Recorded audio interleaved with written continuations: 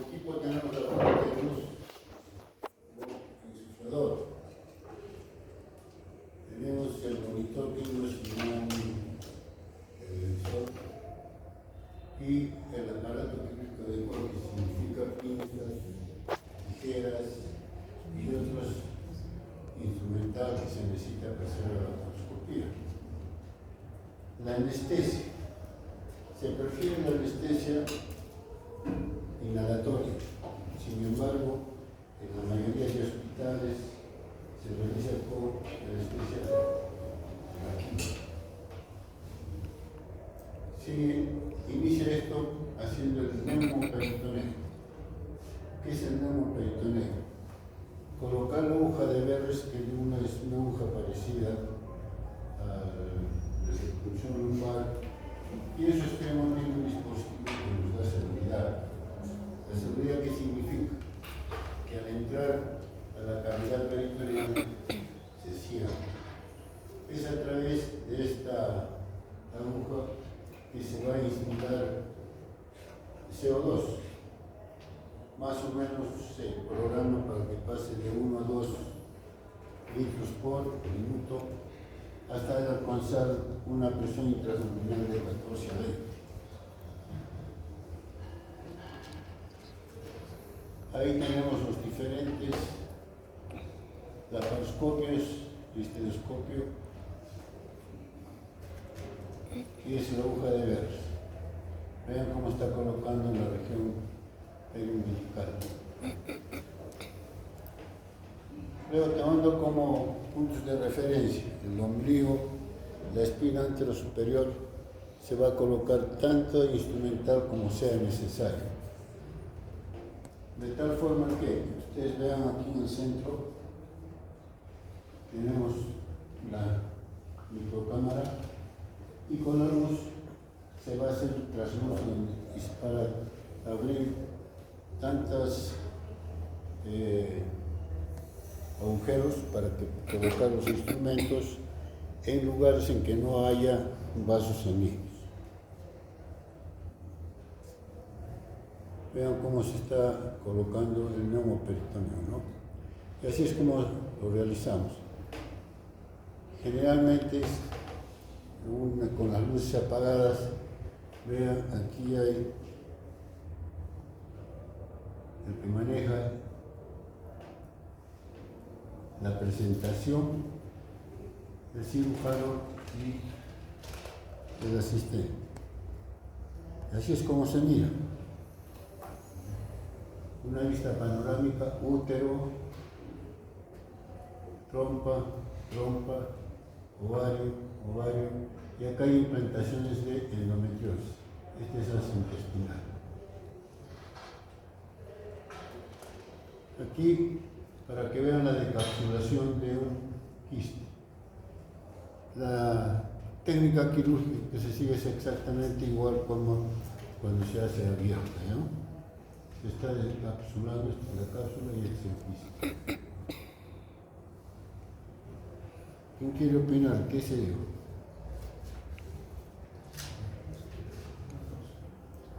A ver, Frank.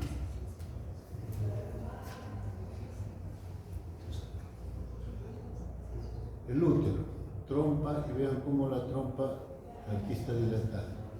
Previamente se ha instilado azul de metileno para ver la permeabilidad de las trompas. Acá se ve porque no pasa. Esta trompa ya no sirve.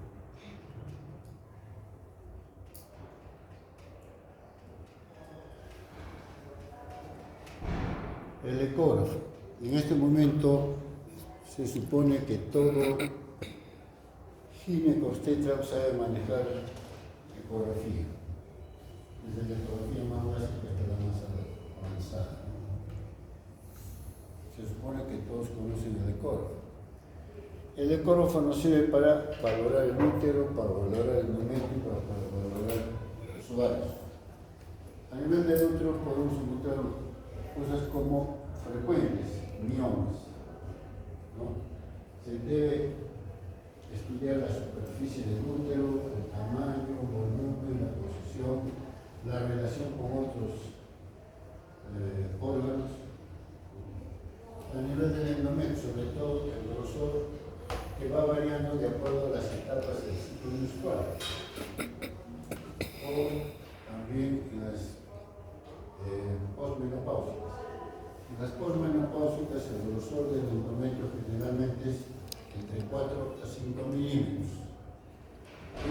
jóvenes que están menstruando, en la fase proliferativa puede llegar hasta 16 milímetros.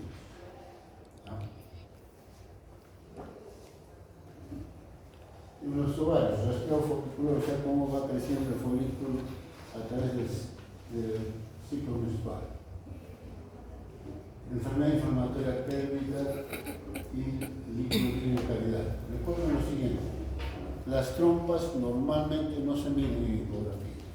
Cuando están alteradas se ven más engrosadas o que ya contengan un hidrosalpis o tiosalpis. En el cuello uterino, el tamaño, la localización, si hay procesos benignos y malignos. Por si acaso se sospechan, para hablar de malignidad tiene que ver biopsia.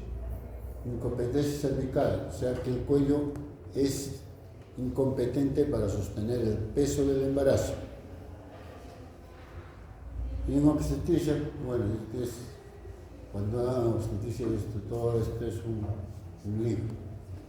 El embarazo ectópico, el estudio de la placenta, el desarrollo embrionario, el perfil biofísico fetal. Patología de útero. Acá vemos un útero y dos miomas ulcerosos. Acá el útero, acá un mioma, útero, acá un mioma, es perfil. Cuando vean este oscuro, es la vejiga.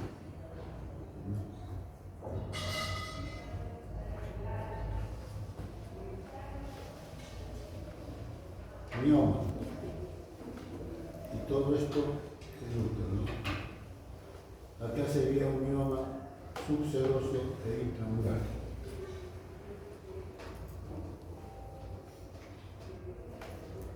Mioma intramural, acá vean, ya es una pieza anatómica, el miometrio, el endometrio, este es un quiste, vegetación.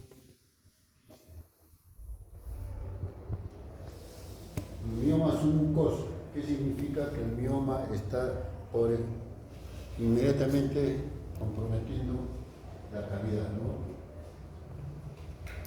Ahora se llama submucoso. Es el que más sangra. Aquí vemos pólipos, mioma subseroso, mioma intramural. Acá todo un mioma.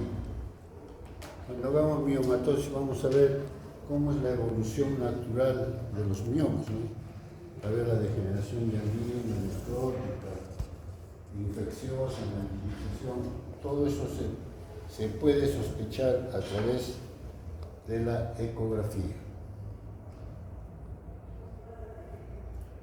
Como les había dicho, el endometrio, ver cómo va variando el endometrio a través del ciclo menstrual, ¿no? En la fase proliferativa y en la fase secretoria.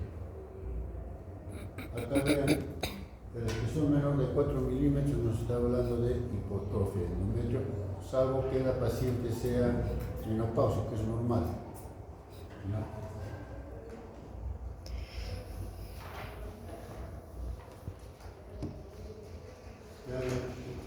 Esto es una fase secretoria, dependiendo mucho de qué día del ciclo está, hipotrofia.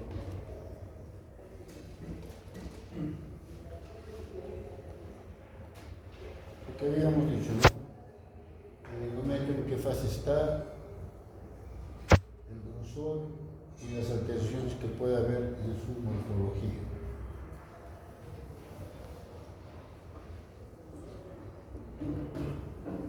En este endometrio que a su vez está engrosado, dependiendo mucho en qué etapa o en qué fase del ciclo está.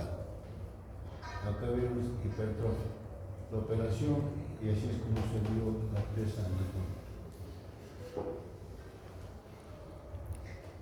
Vean esto, notan aquí 3 capas, 1, 2, 3. Es el endometrio periovulatorio. o sea, cuando se acerca o está ovulando ya la paciente. Periovulatorio. Acá vean la producción que está haciendo hacia la cavidad. Esto se va a convertir en pólipos.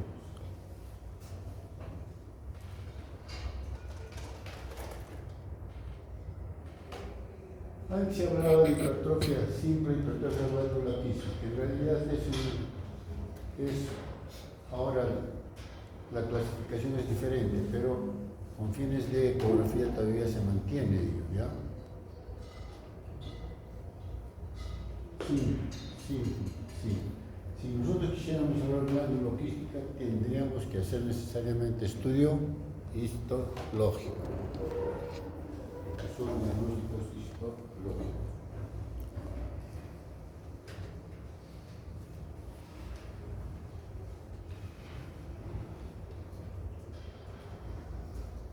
Pólipo. Aquí tiene el pólipo.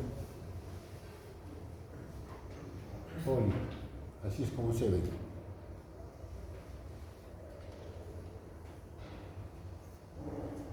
Bien, esto podría ser de repente una submucosa, mira cómo altera la cavidad. Aquí un pólipo pediculado y se ve capas de endometrio. Igual a que no. Unas cuantas palabras del cáncer de endometrio. Generalmente se da en pacientes perimenopáusicas o perimenopáusicas. Recuerden que pacientes obesas, hipertensas y diabéticas con sangrado están obligados a descartar cáncer de endometrio. Y es cáncer de endometrio mientras no se demuestre lo contrario. Pacientes posmenopáusicos con sangrado, hipertensas, obesas y diabéticas, descartar cáncer de endometrio.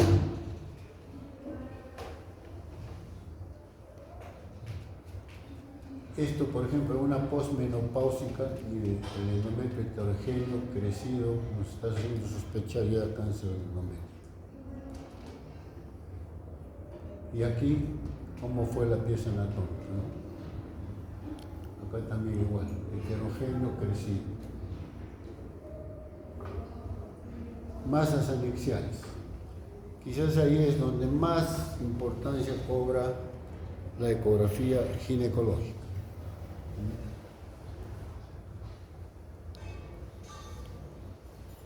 Cuando hay un tumor de ovario, en general, ¿qué debemos valorar? Tamaño, volumen, superficie, textura, relación con otros órganos, movilidad, todo ello. Si hablamos de quiste, igual. Si es un tumor sólido, igual. ¿A qué se refiere el refuerzo posterior? En los tumores quísticos se ve pues un aumento del refuerzo hiperecogénico, ¿no? Mide entre 5 a 10 centímetros. Generalmente son benignos y generalmente regresionan de 4 a 8 semanas. Muchas veces al dar simplemente anticonceptivos regresionan. Para que vean cómo va evolucionando los quistes funcionales con los cambios que se dan en el endometrio y que obedecen pues a cambios hormonales.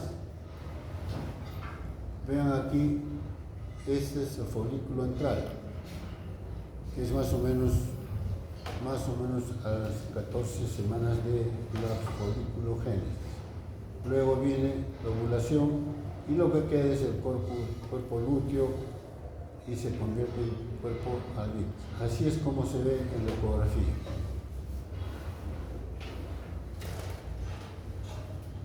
O sea, hay una concordancia con la evolución del ciclo.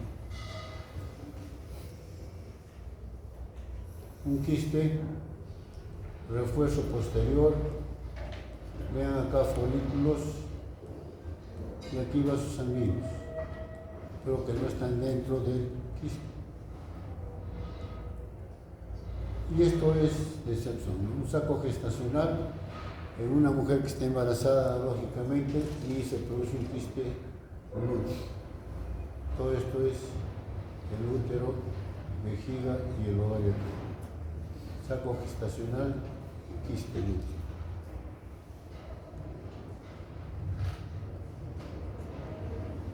Un quiste que está dividido, quiste folicular. Dentro de las clasificaciones para las masas anexiales del ovario, o en general masas anexiales, hay varias clasificaciones. Algunas de ellas vamos a mencionarlas. Ustedes tengan en cuenta la que les van a presentar en la clase de hoy. Pero prácticamente son lo mismo, sino que con fines de la ecografía se les está dirigiendo nada más. Entonces, clasificación patológica. Factores de riesgo: obesidad, sobrepeso, disfunción ovárica, las mutaciones del BRCA1 al BRCA2, eso ya vimos, ¿cierto? Y factores protectores, anticonceptivos, multiparidad, lactancia materna y lógicamente la histerectomía, ¿no? Entonces, ¿cómo los clasificamos? Derivados del epitelio superficial, de células germinales, del mesénquima, del estoma y metástasis. El epitelio superficial, o sea, las quistes epiteliales son los más frecuentes, siendo ellos el subseroso y el submucoso. La versión maligna será pues el adenocarcinoma seroso, el adenocarcinoma mucoso. Después, derivados del epitelio germinal. Se refiere a todos aquellos que presentan tejido fetal. Teratoma maduro, teratoma inmaduro, teratoma quístico. ¿Cómo es que lo vamos a reconocer los teratomas? Porque como derivan de las 3 hojas blastodérmicas, se va a ver cabellos, dientes, calcificaciones, todo lo que pueda derivar, y es más fácil de identificar. Por supuesto que este es el que más maligniza. Recuerden que cuando hablamos de la alfa-fetoproteína, este está aumentado. Nos está hablando de que probablemente es maligno. Recuerdo que para hablar de cáncer, el diagnóstico es histopatológico, con biopsia. Luego tenemos los tumores del estroma, sobre parénquima. Tenemos derivados de la teca, células de la teca granulosa que generalmente son productores de estrógenos. En pacientes jóvenes pueden producir precocidad sexual, o sea, el desarrollo de la pubertad precoz, el desarrollo de los caracteres sexuales secundarios antes de tiempo. ¿Por qué? Porque producen generalmente estrógenos. Luego tenemos células de receptores beta que generalmente son andrógenos. En cuanto a las metástasis, el más frecuente, el tumor de Krukenberg. Es un tumor que viene, o debería ser una metástasis que puede venir del tracto gastrointestinal. Eso les van a preguntar. El tumor de Krukenberg.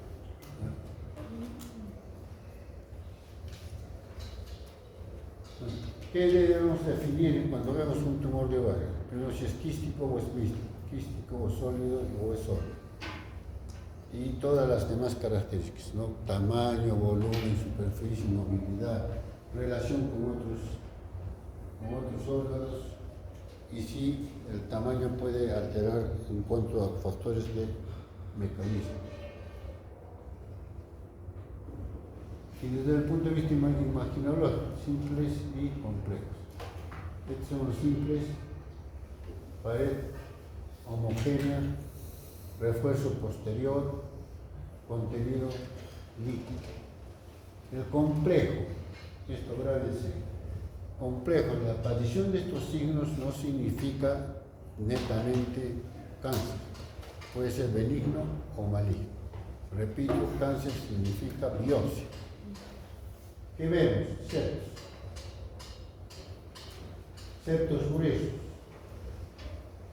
engrosamientos de pared y componentes sólidos. Puede haber todos a la vez, ¿no? Neovascularización, igual. Todo eso nos habla de que probablemente es maligno.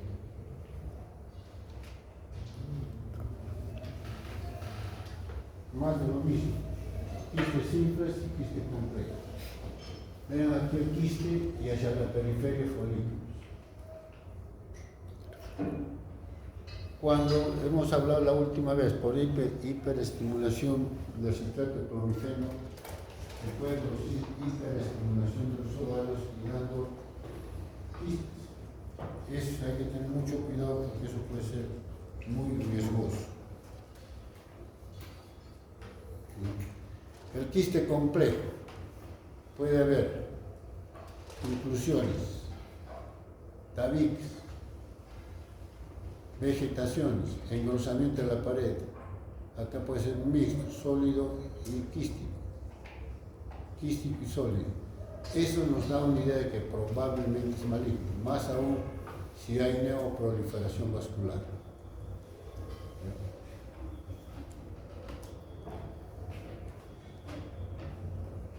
Si se dan cuenta, es la misma clasificación de lo que hemos hecho. Quistes funcionales, o sea, el quiste luteínico, quiste folicular, el cuerpo albícola. Condiciones hiperplásicas cuando hay crecimiento. Quistes endometriales, derivados de endometriosis, que va a dar lugar a qué? Endometrioma. Lo más característico, también grave es eso. Lo más característico del endometrioma es la imagen en vidrio esterilado. Ahorita vamos a ver eso. Crecimientos inflamatorios, que se refieren esencialmente cuando hay procesos sépticos. Por ejemplo, hidrosalpinx, que después se va a convertir en hidrosalpinx. ¿Qué significa hidrosalpinx, señorita? Hidrosalpinx. Contenido líquido en la trompa. Eso después se va a convertir en pus si no se soluciona, entonces ya se llama piosalpinx. Eso lo podemos ver en la ecografía. Pero recuerden que normalmente las trompas no se ven.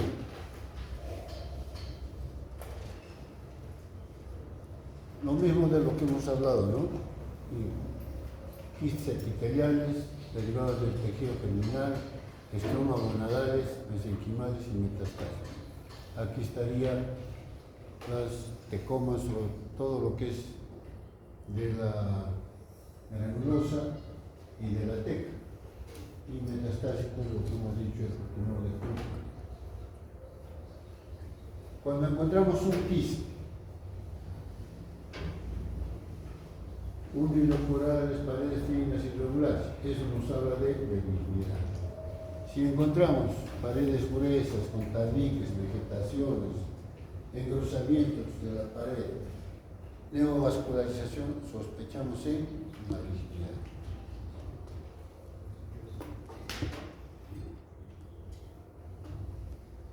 Por supuesto que puede haber mixes, ¿no? Contenido líquido y contenido sólido. Tenemos quiste hemorrágico, un quiste luteínico o luteal, cuando se produce la Mittelmisch, ¿qué es? ¿Cómo me preguntaste? Mittelschmerz. Sí. El dolor en la ovulación. Dolor y qué más. Sangrado. Puede ver eso. Quiste pedículo torcido, quiste del cuerpo marino. Hemorrágico, quiste endometriósico y neoplásico. Masas ováricas sólidas. Cualquier tumor sólido en la perimenopausia o posmenopausia es cáncer hasta que no lo descarten. Ahora, ¿cuál es el problema? Que generalmente el cáncer de ovario y las posmenopausias es nocivo. Cuando los varones, porque la cosa va a estar. Entonces, de ahí recomendar siempre que las pacientes posmenopáusicas tengan controles ecográficos. Lo que estamos hablando, ¿no? En la tercera edad. El 75% se presenta en la premenopausia, 13% son malignos. 25% en la posmenopáusica, 45% son malignos. Pueden ser sólidos, líquidos o mixtos. O sea, cualquier alteración que se produzca en la posmenopáusica debe ser estudiada. Simplemente para que vean lo siguiente, miren acá hay una tumoración, ¿no es cierto?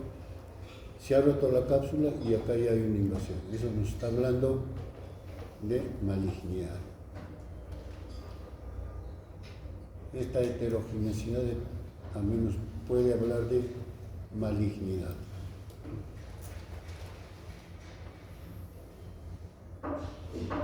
Este quiste está aceptado.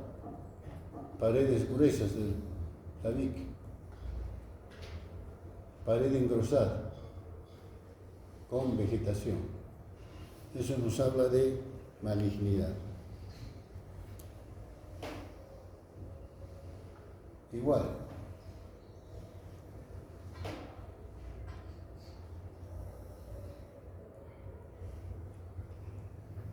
El quiste, paredes engrosadas, vegetaciones, tabiques.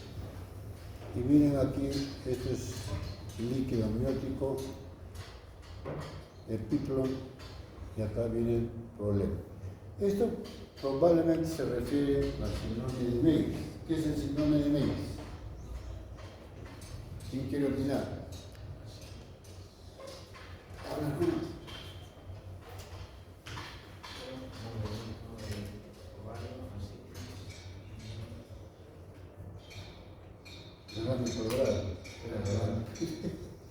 Generalmente es líquido. ¿Ya? Entonces, tumor o quiste de ovario, asitis y derrame pleural. Dicen que cuando el abdomen quema, el fuego, la pleura y síndrome de Meigs.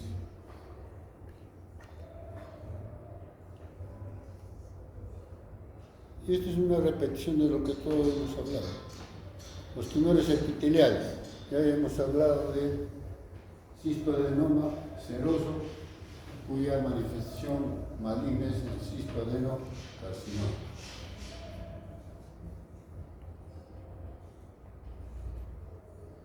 Cistoadenocarcinoma, lesión nodular, vegetación, estabilis, etc.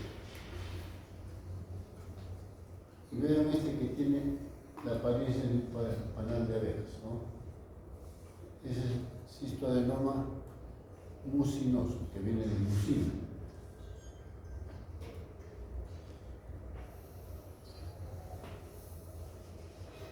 Seroso, ¿no? Pero acá ya hay algo que nos hace sospechar. ¿Qué se logró con eso cuando se extrajo? Mucino. Por eso nos hace el diagnóstico de cistoadenoma mucinoso. Cistoadenoma mucinoso. Era como un panal de abejas. El reforzamiento posterior. Probablemente si nosotros lo vemos así vamos a pensar, y si no hay cuadro clínico, existe adenomas mucinosos. Pero si no hay cuadro clínico, de repente vamos a pensar en malignidad. ¿No?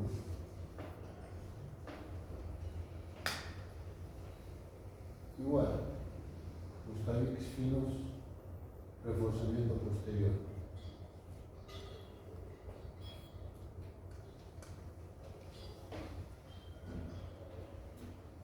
Lo mismo. Vean acá lo que llama la atención. ¿Qué es eso? ¿Cómo? Son vasos, ¿cierto? ¿Y por qué están ahí? Es con ecodoppler, ¿no? Otro tipo de ecografía, ecodoppler. Y vean que está en la periferia del tumor, en la periferia del quiste. Eso nos habla de benignidad. Cuando está dentro, sospechamos malignidad.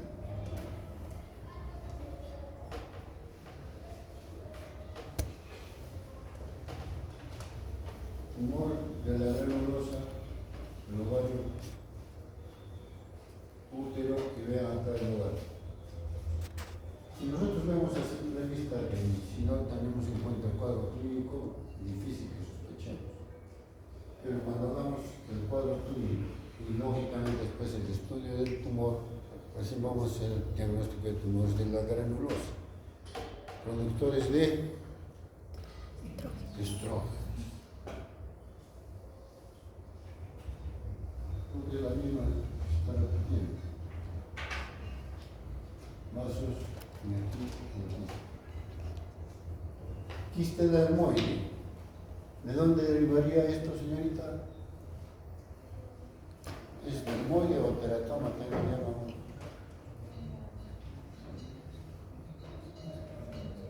El tejido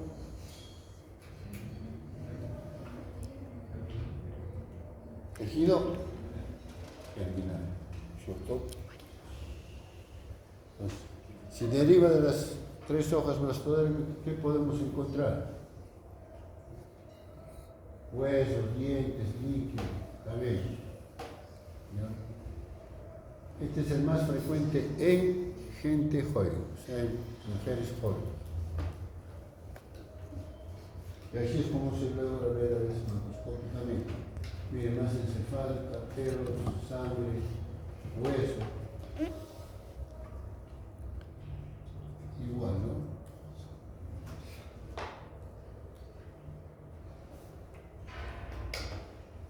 Y lo que habíamos hablado de las trompas, cuando se produce infección de las trompas que puede dar hidrosalpinx o abscesos.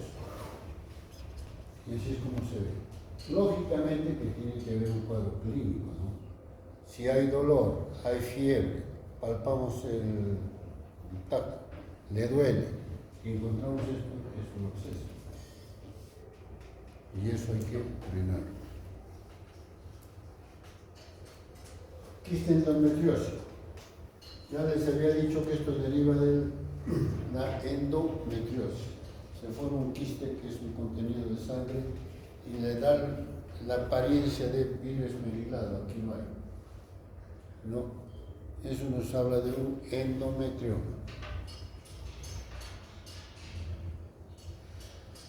Ahí está.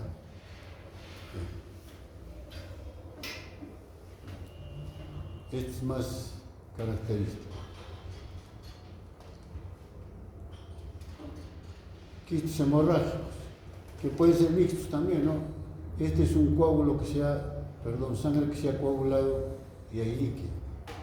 Igual acá, que a veces es difícil diagnosticarlos con la malignidad.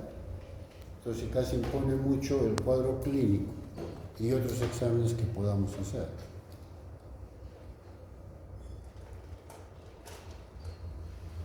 Fase líquida, fase sólida. Mire cómo se está retrayendo el coágulo y nos da pues una imagen de heterogeneidad, ¿no? Y aquí está líquido.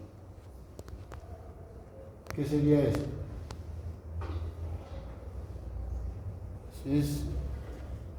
Como está en transversa, es el útero tabical, o sea, 2 hemiúteros, ¿no?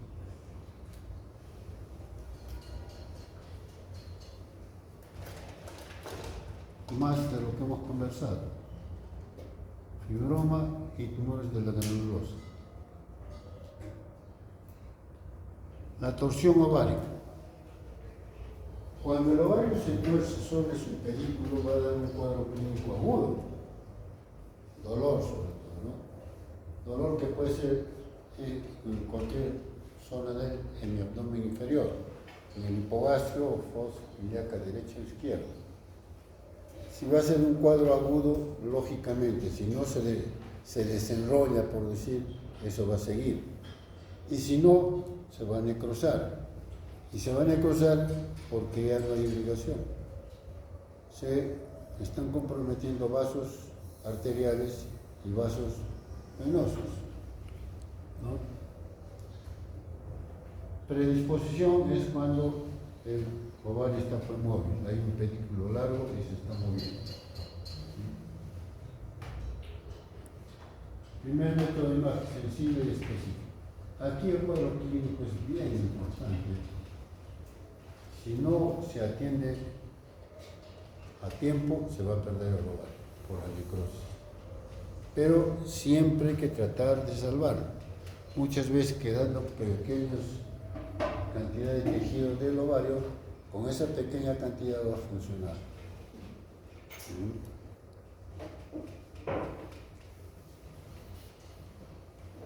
Y vean la necrosis. Este ya está tomado todo el ovario, ¿no? Igual. Acá habría una duda, si es realmente el ovario, pero vean, esto es quístico. O es un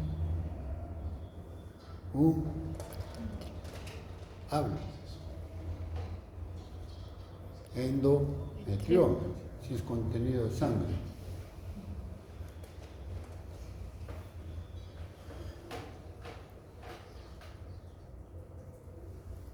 Algunas palabras sobre el cáncer de ovario.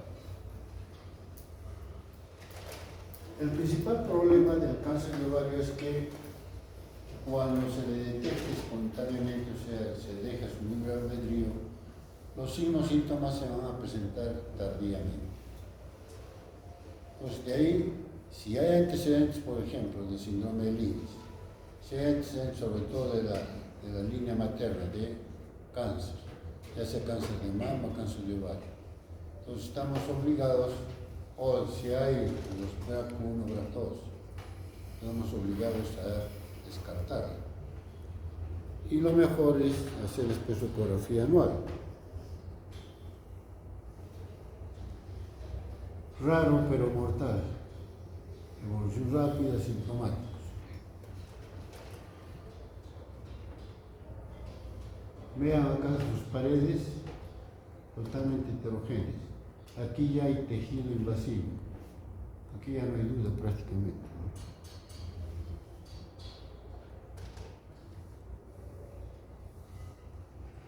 Vasos que están invadiendo vasos. No. Fase sólida, perdón, líquida, fase sólida. Igual acá, ¿no? Sólido, líquido. Si hay ascitis, disminución de peso, paciente sobre todo postmenopáusica, hay que pensar siempre en cáncer de ovario. Neoproliferación de vasos, masa sólida, y todo esto es la tumoración. Bien, hemos ido rápido y vamos a tener que cortar porque en la otra clase ya debemos adelantar la mitad. Pregunta.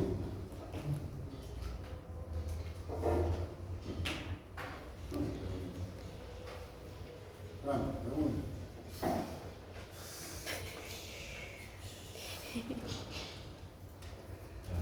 En caso de torsión ovárica, no creo que sea de tiempo para realizar la ecografía, sino que debería hacerse. No, si hay tiempo. Sí. Sí, yo tenía pacientes así. Si hay tiempo. Primero es el cuadro clínico. Tú lo sospechas y generalmente tienes el cuadro a la mano, ¿no? Puede haber el resultado. Si es de la noche a la mañana viene la paciente con un cuadro agudo doloroso, que todavía no hay compromiso peritoneal, porque si dejamos avanzar va a haber peritonitis, ¿no? Diagnósticos diferenciales con quistes de Barber